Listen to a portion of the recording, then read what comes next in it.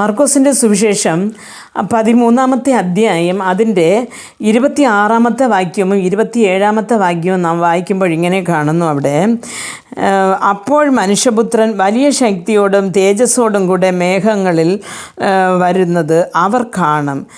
അന്ന് അവർ തൻ്റെ ദൂതന്മാരെ അയച്ച് തൻ്റെ വൃദ്ധന്മാരെ ഭൂമിയുടെ അറുതി മുതൽ ആകാശത്തിൻ്റെ അറുതി വരെയും 4 ദിക്കുകളിൽ നിന്നും കൂട്ടിച്ചേർക്കും എന്ന് കാണുന്നു. പ്രിയ ദൈവമക്കളെ, അപ്പോൾ മനുഷ്യപുത്രൻ വരുന്നത് വലിയ ശക്തിയോടും തേജസ്സും കൂടെ മേഘങ്ങളിൽ വരുന്നത് അവർ കാണുമെന്ന് പറയുന്നത് അന്ന് ജീവനോടിരിക്കുന്ന അല്ലെങ്കിൽ മരിച്ച സകല കണ്ണുകളിലും അവർ ദൈവം വരുന്നത് കാണുമോ എന്ന് ചോദിച്ചാൽ ആദ്യത്തെ വരുന്നത് ദൈവം എല്ലാവരുടെ കണ്ണിലും കാണിക്കത്തില്ല.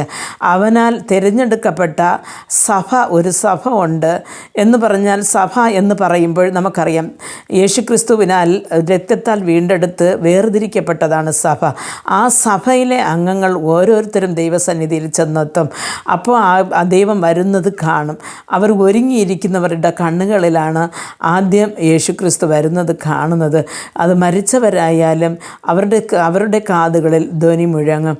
അപ്പോൾ അടുത്ത 27-ാമത്തെ വചനത്തിൽ കാണുന്നു, അന്ന് അവൻ തൻ്റെ ദൂതന്മാരെ അയച്ച് തൻ്റെ വൃദ്ധന്മാരെ ഭൂമിയുടെ അറുതി മുതൽ ആകാശത്തിൻ്റെ അറുതി വരെയും 4 ദിക്കുകളിൽ നിന്നും കൂട്ടും. അപ്പോൾ ഇവിടെ വൃദ്ധന്മാർ എന്ന് പറയുന്നത് ദൈവത്താൽ തിരഞ്ഞെടുക്കപ്പെട്ടവരെ ദൂതന്മാരയച്ച് ഭൂമിയുടെ ഒരറ്റത്തിൽ നിന്ന് ആകാശത്തിൻ്റെ അറ്റം വരെയും അങ്ങനെ അറുതി വരെ സകല സ്ഥലങ്ങളിൽ നിന്നും തന്നാൽ വേർതിരിക്കപ്പെട്ടവരെ തൻ്റെ ദൂതന്മാരെ അയച്ച് തന്നോടുകൂടെ ചേർത്ത് കൊള്ളപ്പെടും എന്ന് പറയപ്പെടുന്നു. എൻ്റെ പ്രിയ ദൈവമക്കളെ, ദൈവവചനം ഇത്ര സ്പഷ്ടാംഗമായി പറയുമ്പോൾ നാം കർത്താവിൻ്റെ വരവെങ്കിൽ അവനോടുകൂടെ എടുത്തു കൊള്ളപ്പെടുവാൻ അല്ലെങ്കിൽ അവനോടുകൂടെ വസിപ്പാൻ നമുക്ക് യോഗ്യത ഉണ്ടോ? നമ്മുടെ ഇപ്പോഴത്തെ ജീവിതങ്ങൾ നാം ഇങ്ങനെ മുമ്പോട്ട് കൊണ്ടുപോയാൽ നമുക്ക് കർത്താവിനോട് കൂടെ ജീവിക്കുവാൻ പറ്റുമോ എന്ന് നാം ആലോചിക്കണം. അതേപോലെ നമ്മുടെ ജീവിതത്തിൽ അറിഞ്ഞോ അറിയാതെയോ തെറ്റുകളും കുറ്റങ്ങളും വരാം.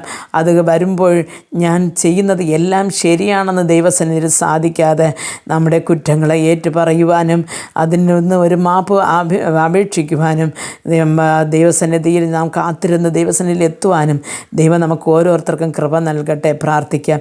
ഞങ്ങൾ അതിവാത്സല്യമായി സ്നേഹിച്ച് വഴി നടത്തുന്ന സ്വർഗസ്ഥ പിതാവേ, അന്ത്യകാലയളവിൽ കർത്താവെ അങ്ങാൽ സ്നേഹിക്കപ്പെട്ട തൻ്റെ മക്കളെ കർത്താവെ കൂട്ടിച്ചേർക്കുവാൻ ദൈവം വീണ്ടും വരുമ്പോൾ കർത്താവെ നാമും ആ ഒരു വരവിൽ കർത്താവെ ഞങ്ങൾ പങ്കാളിയായി തീരുവാനും അങ്ങയുടെ രാജ്യത്തിൽ വന്നു ചേരി അങ്ങയോടുകൂടെ കർത്താവെ ഉല്ലസിക്കുവാനും കർത്താവെ ആർത്തുഘോഷിക്കുവാനും ഞങ്ങൾ കൃപ നൽകണമേ എന്ന് പ്രാർത്ഥിക്കുന്നു.